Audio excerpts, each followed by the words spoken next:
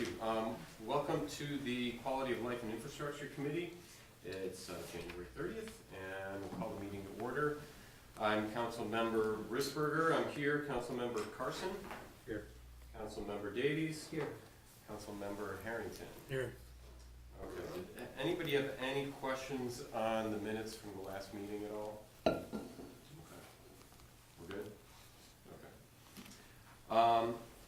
I'd like to start this off. I may switch the order around a little bit here. Anybody have any objection to reviewing the Garth Sam recognition on Grant Street first before we delve into deer management?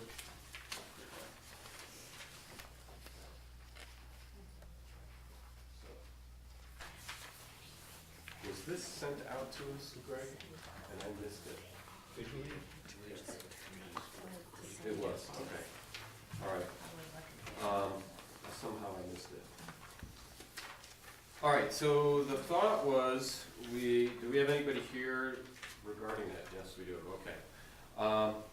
So the discussion last meeting was about potentially changing Grant Street or putting up an honorary additional sign to that, which I see we had a couple options here that have been provided by the city. I think we had talked that most of the committee, and correct me if I'm wrong, guys, was not necessarily in favor of changing the actual street name because of the ramifications for the people that live on the street. But the honorary street sign is something they do in New York City quite often, and I think it's a great idea. Do you guys have any thoughts? I'm going to open it up to... Actually, you know what? Let's stop. I want to open this up to the public first. Does anybody here want to speak on that at all? Just state your name again and... It's Ian Byrne. So I did follow back up with the college. The issue we have with naming the streets on the campus is it has to be attached to a fundraising drive with a dollar figure attached to it, so that's what made it quite complicated. So, and then speaking to the group who've been pushing ahead with this, they all felt what you just mentioned, having the designation of Garth would be great. And if you approve that, that would be, I think that everybody would really be appreciative of that. Okay. Anybody else? I'm Susan Lettuce. I'm on Union Street, and I'm not here specifically for that, but I was here at the last meeting, and I think it's a great idea, and it doesn't seem like there's a reason not to do it, so I'd support that as well. Okay. Anybody else? All right, now I'll open it up to you guys. What are your thoughts on this? New guy goes first? What's that? New guy goes Go first? ahead, new guy. I think it's a great idea, but should we draw up some parameters looking forward that there'll be others that will want to do this for? And just say these are the qualifications, or how we're gonna quantify for someone to get this honorary position? I think my thought is we could, but each one may be very different from the last too. It may have to be a very subjective reason each time. I don't think this has really come up that often though either. We talked about this at the last meeting. Typically it's come up in the parks, but I've heard of others suggest this before, but to what this committee came to, renaming a street would be an undue burden to the residents of that street, so yeah. they were like, I don't want to bother doing that. But I've had people come to me before in this position suggesting others have a street renamed, but I said, well, how about something underneath? And they're like, yeah, you guys have honorary, and I think that's great, so. The other thing to consider too is some of the streets in the city are named for a certain reason, which I'm sure Mark might have some information on that. Do you have any information on why this was named Grant Way to begin with? I've been doing a little bit of research on it, and I found that, well, there's a Lincoln Street, there's a Sherman, there's a Sheridan, and it just seems like they shared being generals in the Civil War, and kind of a common theme to it. So that's, I looked and I found out that whole, between the normal school, it was right around 1887 that they formed that that round circle, kind of the State Street. And they had some really good plans to develop that area behind it, other names of streets as well, in addition to Grant Street. So that's, I'll dig a little further, find out why exactly they were named that. That's just kind of my thought, is the history of not long after the Civil War. All right, thanks. Well, it makes sense. Yeah. Thank you. Sure. Do you have anything you want to add? Yeah, so as I've maintained, I think this offers, regardless, a good opportunity, and I think Len kind of going your direction, an opportunity to review our street naming policies, because we don't have a real clear policy about that, and I think, being able to think that through. We talked about, the impact of homeowners, but we also, what's the impact of the city? What's the cost? What do we have to do? What's involved? I think it would be helpful to use this moment that we've kind of, we're looking at this, to look further, regardless of this situation, to look further into this. As for this particular situation, and thanks for mocking up, I don't know who mocked up the street names, but I think they look good. I think they look really sharp, and I think this would certainly be an excellent compromise and be a good way to honor Garth with kind of having this be an honorary street in his name. Mark, what do you think about the color differentiation between the blue and the brown? Yeah, I thought that the blue and white jumped a little bit more. Is that brown or is it like a darker red? Brown? Okay. As in the historical brown, but, Yeah. was I off on that one, Chris? It was brown. Like, we're just throwing out different options out there. We can change the colors if we need to something else. But I think you're right. Historic Brown is brown typically.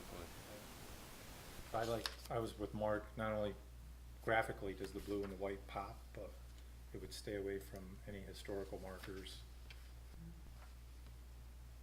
Unless it wanted to be owning on a red. Well, that's what I was thinking, but is that even possible? Sure. Okay. Yeah, I guess the question would be, if we were to apply an honorary name to other streets in the future, would we want to have a common color scheme for what the honorary street name might look like? Correct. That's that kind of policy that I was thinking that we probably should create real quick. It doesn't have to be a static document, we can change it as we go, but at least it would have some creation in place that says we took a cognitive look at this before we started planning. And maybe at the very least, it would have to have the basics of what the sign needs to include or consist of. So there may be an objective piece and a subjective piece to it. So. This individual obviously had some overwhelming effect on the community during their stay here at SUNY or Hardwick. And SUNY, and then so somebody that might be participating heavily into community service, that might be a consideration. We need buildings, Asa Allison building, for example, for folks that have really dedicated a lot of time to the public, so I just think we'd want to have some kind of a policy in place. Scott, do you have anything you want to add at this point? No, I agree with everything that was said, and I kind of brought that up at the last meeting about a policy of some sort, and probably we should, when we look at a policy for naming things, we should try to maybe think about a policy that could also encompass of buildings and certain places in the park and stuff like that, so there's kind of a general guideline, so when something gets brought forward, we have something, the person bringing it forward has something, and, I just think it, like Len said, it can be a fluid document that we change, but just a parameter of, and like you guys have said, the color of the sign, you kind of want them to be the same, so you want the fonts to kind of be the same, at least if we have it documented, so that, as we know, we do have changeover from time to time, but people beyond us will know what the fonts are and colors and stuff. Something else to consider is, since the other roads that we have changed are all in the parks, with the exception of Muller Plaza, it's different. We may want to include that in this policy to, if we're going to have, do we want to unify all of this? Does this mean we would need to go back and can change some of these road signs and that are not honorary. So I think we need to have more of a conversation about that. Maybe not necessarily today, but maybe for the next meeting. And in that case, if we really wanna look at the look of it, the color of it, I think we could have at the very least, a straw poll on whether we plan on adding the honorary sign to Grant Street. But I think we may wanna hold off until we come up with a policy. It's just my thought, but I'm only one vote here, so. I would hate to make the sign and then have to turn around in 6 months and change it again. I'd rather get everything in place and maybe have something ready to go by like May or June. So, what do you guys think? Okay, so maybe we can get together with, you're thinking? I was just thinking if they were gonna do a dedication. I didn't know if they were gonna do like a No, there's no dedication. legal Gonna put, time for it. okay, Okay, so yeah, no, then, I think we should probably get Steven together, with Greg and us and Chris, and think what we want in the policy, and then we can put something together, so. Right. I don't know if we necessarily need to dive into the park street names, because those are established. Maybe just kind of hone in on this first, lock it in place. So you're talking about, since we really don't change road signs that often, and there aren't many more to change in the parks. New roads being. So we're talking, if you wanna, so you're talking about narrowing it down to the honorary street signs, okay? Or historical / honorary street signs. I see where you were going with that, but, then that would open it up to not only Miller Plaza, but, the park that we did for Dick Miller. You know, it'd just keep opening it up further and further, and maybe just to. Well, get we the could go ball- back and change, I mean, Absolutely. we could always go back and change it, but I think I think you're right that separating it from the streets that have already been named that are not honorary, they're actual streets, that are already on the Google map, to not include that in this discussion, so.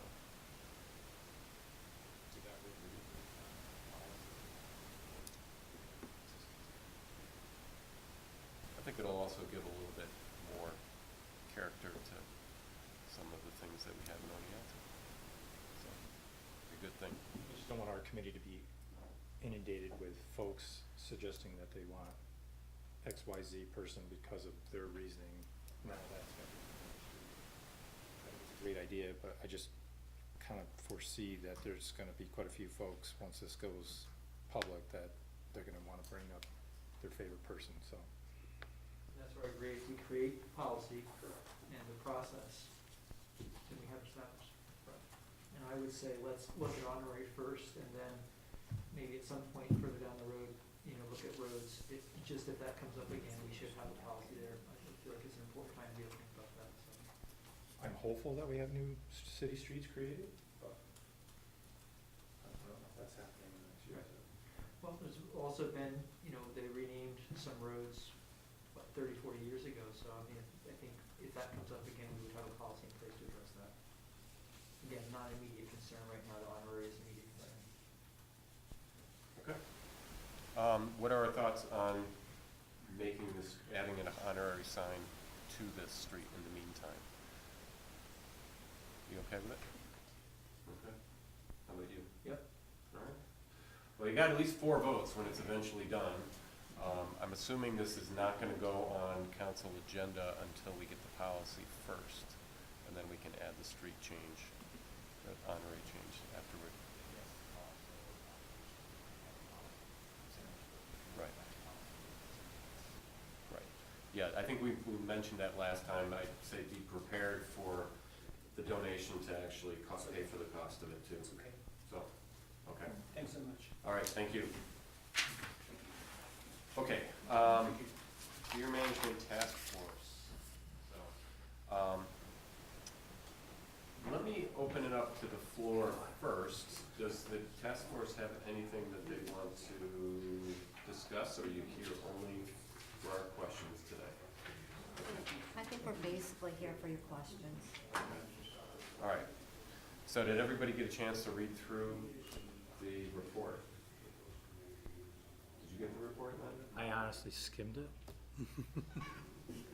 What? You skipped it? Skimmed it. I would have said, I'm just giving my honesty, but you're not going to be shooting within 500 feet of a home, if I had this correctly, right? 250. 250? And you're allowing crossbows? that's all. That's That's it. the only. And then there's designated areas too, correct? That's the only It's not place citywide, it's designated. Oh, absolutely, Yeah. yeah. Well, this would be something that you could have a homeowner asking the city to do this in their backyard. Okay. They have a big where, backyard. city. They hit So those long. setbacks. Yes, so long, 250 feet? Yeah. so long as if the neighbor's dwelling is within 250 feet of the proposed location where the event would happen, Mhm. then the neighbor would have to sign off on it. The neighbor If it's doesn't. within 250. Correct. Okay. All right. So then what would be the minimum? Well, the law requires, no shooting for a crossbow within 250 feet of a dwelling. So that's 250 is the minimum. So if it's closer than that, though, they can't sign off on that. You can waive it. Oh, That's are why. you saying, like if this is the deer and I'm 5 feet away, can I do that? Is Can that you what do mean that by- if you- Is that what you mean by minimum? I'm asking, because I thought it was 500, but I guess that's for a firearm. Yeah, So 250 feet for the use of a crossbow within a residence, so to your point, Betsy, it's the individual, the hunter, that position, that mark, that's 250 to the residence, one way or the other, right. right? I didn't know that you could get a waiver though. So then what's the minimum? If you can get a waiver, what is the Is there minimum? is there a minimum, maybe, is the question then? Right. No, I don't believe there is. It's just 250. You cannot shoot a crossbow if there's an outbuilding or residence, any kind of building, 250 feet. There has to be a radius. And it- But closer you could. It has to be that individual's property, correct? Unless they have the neighbors sign off on Sign it off. too. And it's the location of the deer, not the shooter, the 250 feet. So if you have, the shooter is 250 feet away from the building, but the deer is 100 feet from the building. No, I believe. It's the shooter, It is the shooter? Shooter. it's the shooter, Okay. Okay. 250 feet from a dwelling. You have to have permission from every landowner within 250 feet from where you discharge your, But if it's more than 200, if you've got more than 250 feet between the shooter and, so let's say, for example, if I wanted to do this, I could say, somebody could be right in my backyard, up near my house, and that way you make it more than 250 feet between that shooter and every other dwelling around. Would then I need permission from all of my neighbors to do this? If your neighbor's buildings are more than 250 feet away, or 250 or more, then Then no. well, if they're Another within con- 250, then you have to get their permission as well. Right. Another consideration is the shooters themselves would be up in a stand. The arrows or bolts would be heading downward, so that would avoid arrows going astray.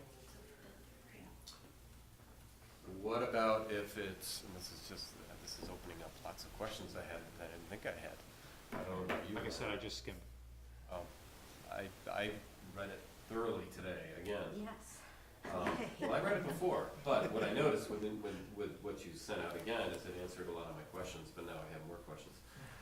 What if you have instead of a stand, what if you have a backyard, because since this is a hilly area, what if you have a back deck that is above, 20 feet above your backyard?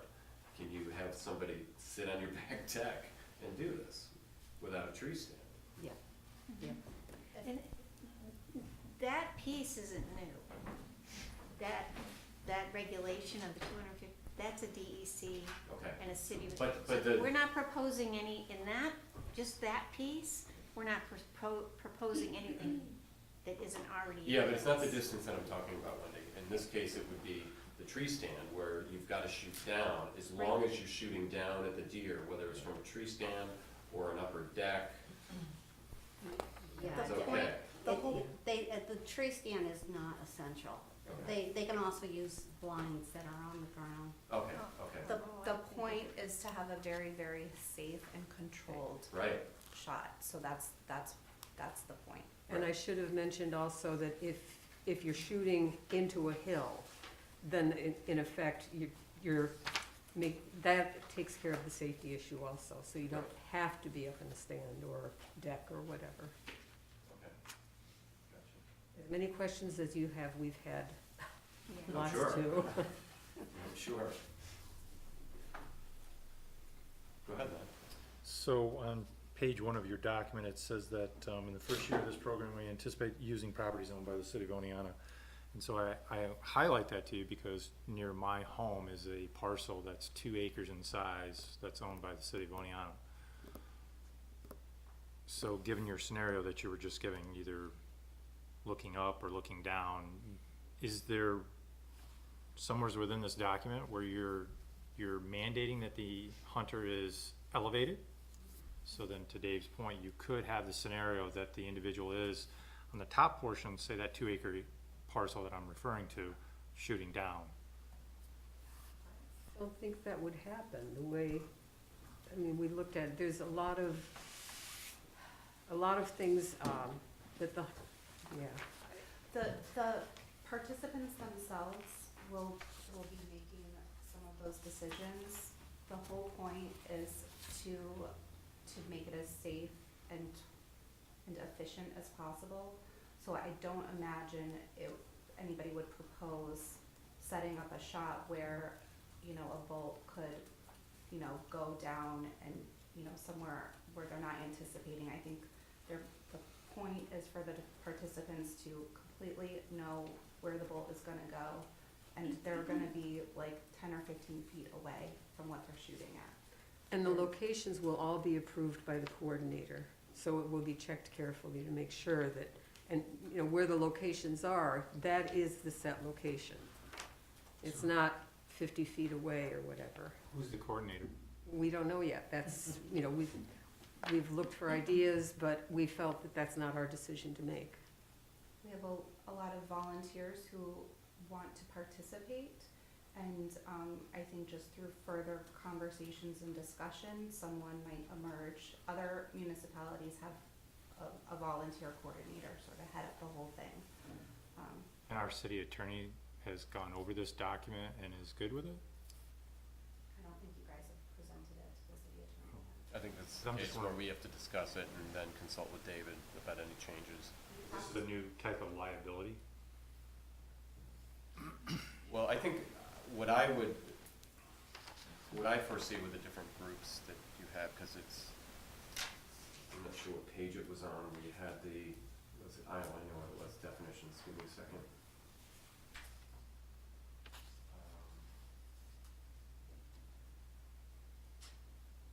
It's real important to understand that we aren't gonna have people go out, I mean, they're not just gonna go out randomly on their own. The coordinator is gonna set times and places with specific people. And it's gonna be limited, and it's limited to January through March. So, you know, it's not gonna be, you're not gonna just wake up one day and find someone randomly around doing this. It's very controlled. There's They- special, So it's not gonna be in conjunction with the hunting season that runs from, so for the folks that use their mountain bikes on those paths, you've taken that into consideration then? That's why you would pick a spot that's not gonna have those variables.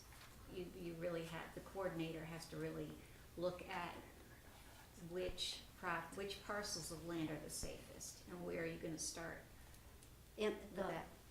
the hunting for the most, the events will occur at night. So there won't be pedestrians walking, won't be people walking dogs, people riding their bikes. It will be a specific event that is And the deer will Controlled. generally Sorry, be, what time of day did you say? night. At This- night? Yes, Yes. this is not hunting, this Yeah, is this is not, not this is hunting. so different than hunting, you use bait, you use, Len, there's certain times lighting. of the day that are listed in this that would work the best for doing this sort of thing. Okay. So that, it does talk about that. My thoughts on, I'm assuming that the task force may eventually, like this group, may eventually move on to doing other work, possibly. What I foresee is the oversight committee, and I would feel more comfortable with this, if the oversight committee is appointed by the mayor and the council, and that would include the committee supervisor, which would be somebody on that committee, but that's something that we as a group would have to implement. what we wanted to do was give a framework. We looked at Yeah. communities around the state and outside the state to see what they did. The people that would be participating are sharpshooters. They have to pass a sharpshooting evaluation. They have to be vetted. They're not random people. They have to go through quite a bit of vetting to be able to participate in this. Well, we might have to do, and this might be a discussion for later, is having this group working with the council and the mayor to help identify these people, to then develop the oversight committee with a committee supervisor, and then they start implementing the program or figuring out how to implement that program. So, but I think that the other thing was, this is the time frame on this, at least on some of the forms that are in here, are for next January. So we have time to work on this. Permits have to be applied for by August, Okay. for January through Okay. March. and to speak to your concern about pedestrians or other people, this is close-range shooting. So the chance of somebody, it's just not gonna happen that, if I'm as far away from a deer as Greg, I'm not gonna be, I'll know that it's not a deer. Yeah, it says here, the pages aren't numbered, but I think below you, I'm under code of conduct. It says all locations will overlook the bait sites approximately 20 yards from the tree stands or ground blinds. So that's what you're referencing there, so. It's not hunting, it's a whole different, you're not gonna wander around looking for the deer, they're gonna come to the bait. Baiting. This matches what other communities have done from what I've read and what you guys have presented to us. So.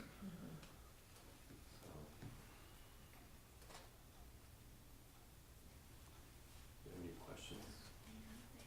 No, I appreciate the thoroughness. You all have addressed quite a few of the questions I had, and my one question I really wanted to know was thinking about where, and you've also addressed it here in terms of the first year using city property and then beginning to expand it. It just seems like we might be pretty limited with where we might be able to do this. So it seems like the city properties seem to be the most obvious choice, and there's a couple that kind of come to mind. So no, I appreciate all the work that you all have done, and I think at this point, you summed it up. I think it's this group and beginning to look for the definitions of the oversight committee, and if this is the will of the council to organize that group and begin to move forward on it. Well, is your next step to, if you're in agreement with what has been presented, is your next step to give this to the common council? Well, I I'm think not we need sure. to have a discussion with the city attorney about what, if anything, is missing out of the plan, and then if we have to have a policy written up, which I'm not sure if we need a policy for this, but then if there's not anything that we're missing, then it's a matter of voting to accept the plan. And then after that, I think it's moving forward with trying to identify these people to then form the group with your guys' help, I would assume. And the one thing, I'm not sure if it's in the plan or not, I just actually spoke with the city attorney about just this one aspect. You would have to change the city code to make another exception for the discharge of, Right. yeah. but I that's think not a that big was deal. brought up in the past as Okay. well, so, that would be one of the, hopefully one of the few things that we would need to do before considering, this body of work that you guys have done, so. Do you guys have any other questions? Is this a permit process, or is this a, Long-term, It's special permitting through the DEC. They give out like dozens of permits for this. Like from one community that we talked to, I think they give out 60 or 70 permits, one during like 1 month or a few month period. And it's outside of hunting season. But this says in This here, there's no 15. more than 15 participants allowed. Right. But so would you run a lottery system? No. So a participant could shoot like 20 deer. Mhm. You know, there's no limit on the permits. And if Okay. they run out of permits, they could just ask for more. But from there's a the limit DEC. on participants. Just in because, our program. it needs to be like tightly managed and Right. controlled, and, the coordinator and the participants need to, work really closely together, so that's why it's limited. Susan, the permits, are those kind of pulled on the individual hunter, or does the city pull, say, 60 and assign, how does that I work? believe that the city would pull them, and you might have the coordinator's name on the permit, there might be one of your names on the permit. The DEC might have a more specific direction on that. Okay, that's not pulled by the individual hunters or anything? No. That's helpful. So, I mean, Lynn, part of the idea is that there's a vetting process for figuring out who's gonna be part of that, so, I mean, there's a tighter control on who is gonna be discharging the crossbow and, you know. And OPD offered to be involved to the extent, obviously, they should know about it. Right. And they can, you could do a background check on people if you wanted to, stuff like that. But if the program does grow and you're gonna need some kind of a lottery system if you're only dealing with 15. No, it's always it's always 15 people. But if you get 16 people, is it always gonna be those people year to year? It's not somebody necessarily saying, I want to do this, the coordinator's gonna pick the people that person thinks ought to do it.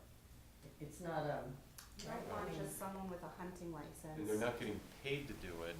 It's a volunteer basis, so if you don't get picked to volunteer to shoot, and we could also make a rule that anything that is called is used for The soup D- kitchens. The or- DEC It is, already yeah. has rules Yes, it about Yeah, that. it's in, Okay. they have it written in here. Okay, all right. It's a lot of work for the participant. So it's not like people are gonna be knocking down the door to do this. You know, it's the night, you can't field dress the deer on the spot. They have to take it somewhere that's gonna be field dressed, and then they have to take it to the processor. So it's, Wow. yeah, You're it's a gonna make them lot hump to a add. 150 pound, 180 pound animal? Wow. We have sleds in the budget. but I think the way it's written is that the volunteer shooters can keep the meat themselves. Okay, All other meat goes to the soup kitchens or okay. food bank, right? Thank you very much for putting so much work and effort into this document. Took you more than an hour or two, right? Oh, yeah. Probably And took you it more took than an hour to everybody skim doing, it. everybody on this committee did a lot of work individually. I definitely can feel that from each one of you and watching your body language. Yeah. You're definitely invested into it. I don't wanna say too much because you're blocking the doorway, so. It ended up being a real learning process for us as well. I think there's a lot more involved in all of this than we knew, but, and it expanded beyond just deer in the city in terms of really understanding the effect on the environment all Yeah. around, and as well as the health of the herd. You know, that there are just too many deer for the health and well-being of the herd, as well as safety and well-being of what goes on in the city. There's one Just other, one thing though, when we get going with this, I think we need to get the information out to the public, because I've already seen on social media where people are only taking bits and pieces of it, getting misinformation going about how it goes and stuff. So I think as we move further, we wanna, the best we can, get with our press partners and stuff, and try to make sure we get as much information out as we can, so that it's not misinformation. But it's very important not to use names of the participants. Oh, I'm not saying that, I'm talking No, I'm about not. this, like the Yeah, yeah, in it's general just as we Yeah. go. really We had the important. DEC come early in the process, to do a public meeting, and they would be willing to come back. And I think being presented by DEC, gives it credit. It's, because they're there to protect wildlife, and the interactions between humans and wildlife. So that, you know, it's not like, get those off my yard. The other thing that I wanted to say is that, we discussed the vocabulary. And it's not just about being politically correct, it's about, this is not hunting. Hunting has a code of conduct. There's no hunter that would say, yeah, well, there probably are, but let's bait the deer and do it this way. And taking pregnant does, there's gonna be some issues. This is not, so that's why we use the term participant rather than hunter. An event rather than, you know, shooting. It's to kind of, remove it from what hunting is, and not to be derogatory towards hunters. Because they do it, they have a code of conduct, they do it, they follow certain rules, and. This is very specific, this is This very is- specific, to a very specific need to do a very specific Well, thing. My thoughts are when eventually, we have something that we as a council are gonna be voting to accept, if that's what we're doing, is a vote to accept. It may be a good idea then to have this group as well as the DEC present, maybe to give a quick synopsis of the program, since that vote will be front and center, for the public. I would, I would say like, maybe try to have a couple, Mark, I know you know what I'm trying to say, come out of my head, couple Like open houses. open maybe houses where sessions, DEC's there, and we can get so people that can come in and have questions and stuff, and so we can, like I said, I think it's gonna, we already got misinformation going from a little bit we've been talking about, so. And for the people who are concerned that we're out to get the deer, it's, this is supported by the Nature Conservancy, the Audubon Society, groups that are really there to protect wildlife. This isn't, like I said, this isn't a group of people who don't want them eating our bushes. This is about really protecting the herd, the health of the herd. Sure. The songbirds, protecting us from Lyme disease, and reforestation of our environment, because the deer are overbrowsing. If you get a chance, read the first one that we sent, because that gives you like a lot of background about why we're doing this. And it really isn't about, we don't want the deer traipsing through our yards. It's really about that whole, And so do you feel that should be part of the overall document? yeah. Well, that was our initial document, and then we wanted to get very, this second one that you just got, the last one, is very specific about, because we do have mitigation, ideas such as, appropriate planting, deer, tick awareness, and, maybe having slowed, speed limits in, known crossing areas. But, and, maybe even changing some of the fencing regulations. But, from everything we've read, the only way you're really gonna make a difference is to do this. So we wanted to make sure we were very specific, weren't dodging a bullet, But not dodging. you've provided the management document, but what you're referring to is what Scott was just talking about, is public awareness. And so if you've already created that, there's no sense of creating the wheel We again. have the PowerPoint, that was presented to Right. this committee, is it? Right. Yeah, Where is and it? I It's sent available that, for yeah, people. and I sent that to you as well.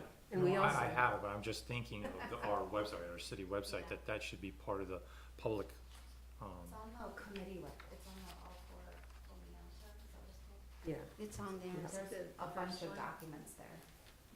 we also have the education piece, education about ticks and what to plant, and something else, I think. Fencing. Yeah. But I agree, the educating the public, that is really That's been a important. concern all throughout this with us, is making sure that that gets out appropriately. I think the public needs to know what the motivation is. It's not that we don't want the deer. It's, we do like the deer. We want them healthy. Sure. The motivation is how are we It's the protecting our sustainability of the deers and the environment and everything that goes along with it. It's a big circle. It was interesting as I was doing research to find out where all the communities that have a deer plan are. I looked mostly in New York State, but then, I mean, they're doing this in Scotland. They're doing it, it's worldwide. We have, the whole environment is off whack right now. So it's a way of trying to pull it back into balance. Okay, since we only have 20 minutes left, and we have other items here, unless this committee has any other questions for the task force, do you have any other questions? Okay, are you guys in agreement that we should take this, talk with Mr. Merzig, see if there's anything else that needs to be, that we're missing in it, and then we can bring it back for further discussion amongst ourselves before it gets pushed to the council, if we push it to the council. Okay. All right, thank you, everybody. Thank you. Thank you. Dave, I gotta step out for a minute. I got a problem going on up at work.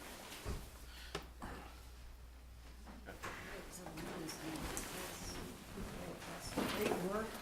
We're gonna test you. Sorry? I have a quiz for you. You do? We got more to it. Bring it Well, on. no, well, you're not gonna pass. Sure? Yeah, Are you sure? well, You don't know just what my did. skim is. I think I asked probably the most questions tonight, so Well, because you didn't. that's not true. I skimmed Okay. it. Greg, is there any, I see there's some things that were starred on here, were they pressing issues we had to get through? Attachment to go along. Okay, that's it, all right. Okay, I don't see any here that it has more of a priority than anything else, unless I'm looking at this wrong. So why don't we go ahead, move on with 2023 Community Events Programming, Marketing and Promotion. Who is this? So. Is that me? Yes, David, Crawford come by, representing TO. Obviously, we initiated this program, well, under this name the first time last year. Okay. David was kinda gonna go over how 22 went. We had defined some of the events specifically that we wanted included last year. Those all happened and others. Yep. You wanna talk about if there's any wild success or any, things we might not recommend doing again. And I think we wanna have a discussion about, what direction we wanna go with Okay. this events program marketing. All right, so yeah, so all the events were, the only event that I would say that didn't go very well, but we've already discussed, and I've talked with Lou, it was the movie night. Every year for the past so many years, the movie night just wasn't the greatest because there was something else going on with school or T-ball or something like that, and the weather wasn't the greatest. So we've already talked with Lou on combining like our movie night with her movie night at the park, and during the summertime, do them at the park.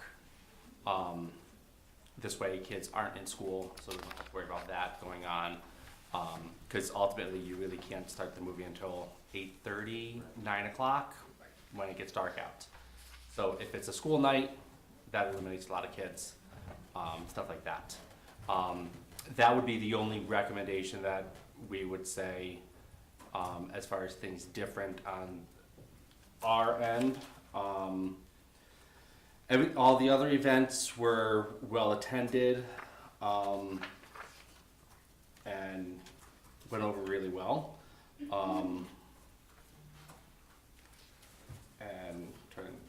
skip over thing. Well, okay, not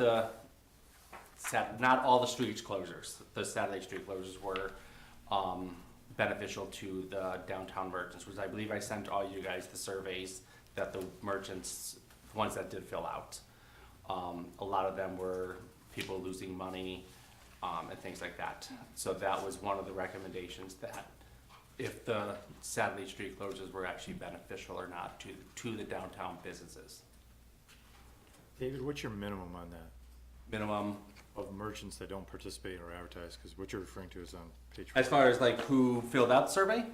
No, as in, you're saying your recommendation is to shorten the time from 11 to 4, or 12 to 5, not to continue if merchants don't participate / advertise. So what's that minimum number that you're looking for?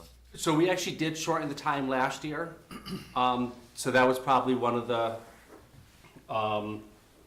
recommendations that we get. We did that last year to shorten the time because the restaurants were losing money from DoorDash and like Uber Eats, because what was happening when the first month we ended it at like 8 o'clock at night. Sure. And that's when some of the merchants were like, the restaurants said that people would order the DoorDash or whatever they would order from. The restaurant would make the food.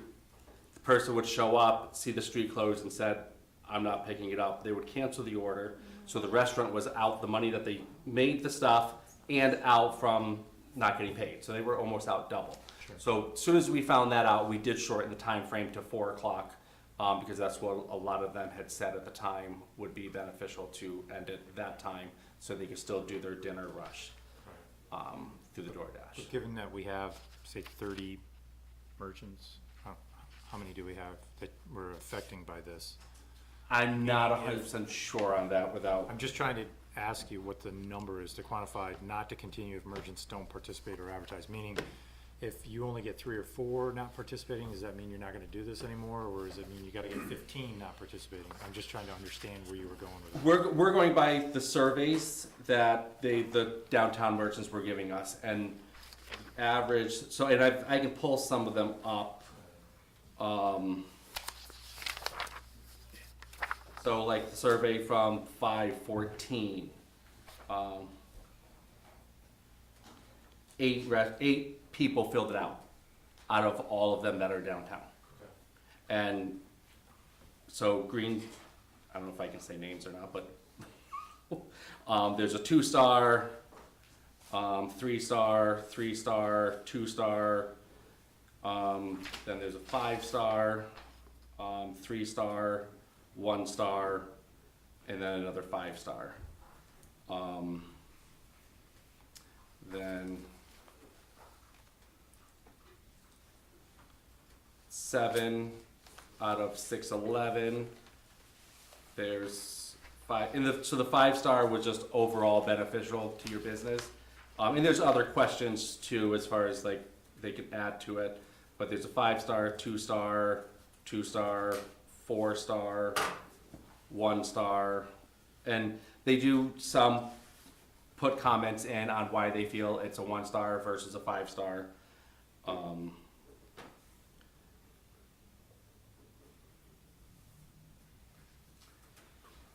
I ask a question? Yeah. What are you looking to get from this committee today? Is there any decision you're looking for us? Okay. Okay. Greg had asked me to come to talk with you guys on different things, so I came. Okay. We're still going over it on the DO side as far as a couple of the questions that Greg had asked. We had a meeting a month ago on switching some of the things around.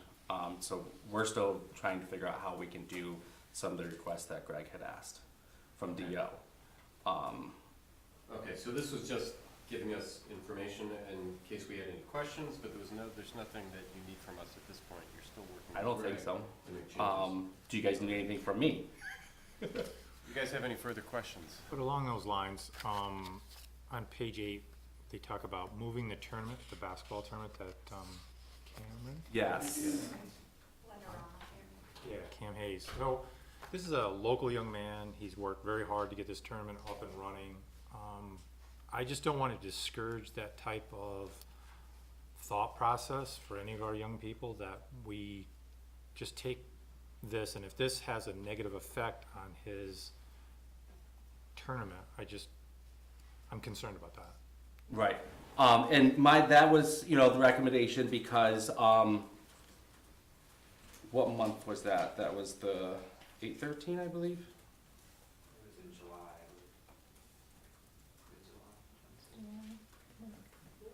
Okay. That one was, a lot of the restaurants said that it wasn't beneficial for them.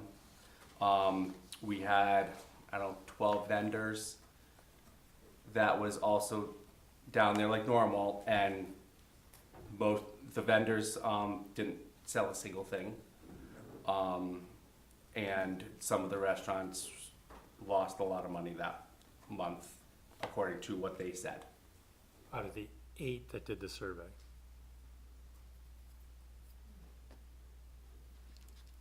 $12 that month.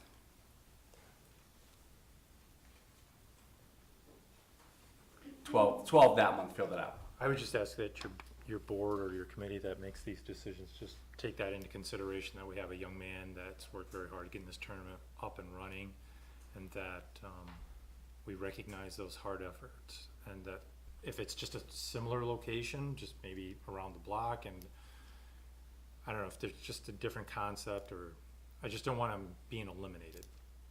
Oh, that's not up to us. Okay, who makes that decision then?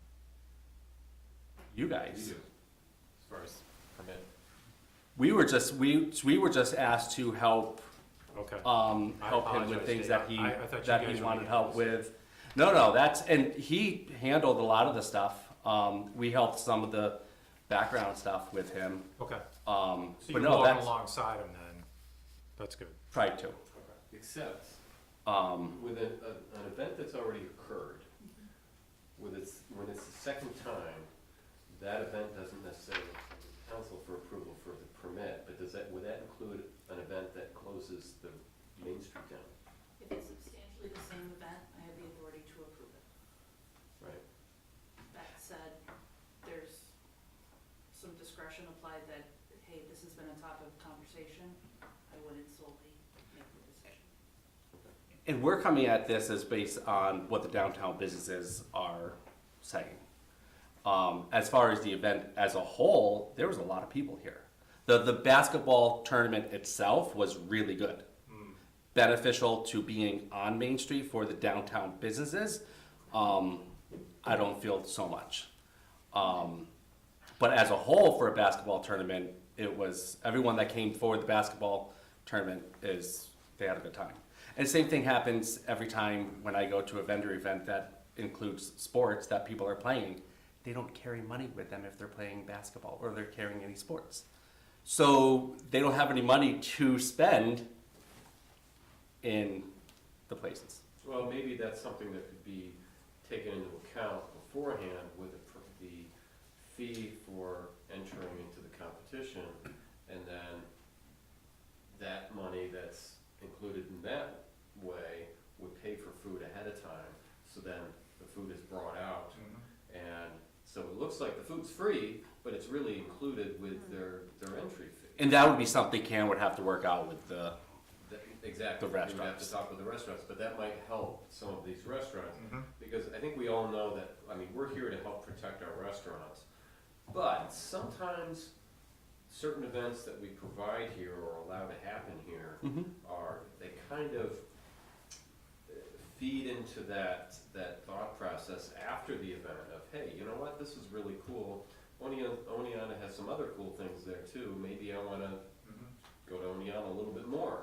Because they do this. And that would help out the restaurants if part of that fee went to feeding everybody too. So I like that idea. And a voucher. Yes. There you go. Spend at the, Yep. so you have a choice of. And if I remember right, when Cam came and talked to us, this was a very quick, when he did his presentation, he goes, there's gonna be bumps in the road we're gonna have to talk about in the future. He knew that there was some hiccups, he just wanted to get the first one out there. Right. To see how it was gonna go. Yeah, and that's why for the people that came to play, they had a blast. But I think this might be something, since he did, I think he did all this work on his own. I think this might be something that DO could potentially help sit with him and help him with some of these ideas. Okay. Because he can't do all of it. And unless he gets his own crew, I mean, you may suggest these ideas to him and see where that conversation goes. Okay. So, After the tournament, he reamed me out on the phone for about 45 minutes on everything that we could have, should have done for him. So, but yeah, yeah. Well, we have several months before the tournament. Before people start signing up for it, so maybe this is a great opportunity to start that line of communication again. oops. Okay, do we have any other questions on this topic at this point? I just wanted to recognize this Nation Oneana does a lot of work. This report that you give us every year is very helpful. I know there's a lot of work that goes into that, so thank you. Actually, you changed the format this year. It's a little bit easier to read, so thank you. I'm wondering if it was the difference between Katrina doing it and me doing it, because I took over like June-ish. I don't know.